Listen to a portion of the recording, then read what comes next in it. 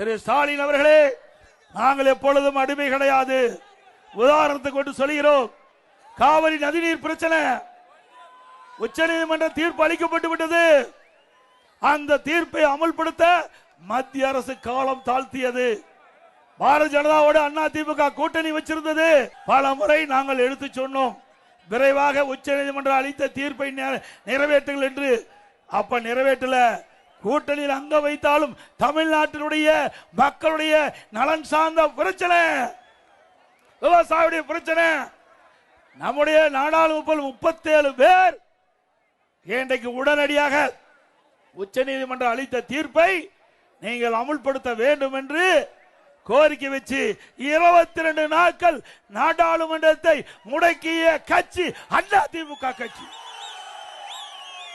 கூட்டணியில் இருக்கின்ற பொழுது மக்கள் நலன் சார்ந்த பிரச்சனைக்கு முழு வடிவம் கொடுத்த கட்சி அண்ணா திமுக கட்சி. ஸ்டாலின் அவர்களே,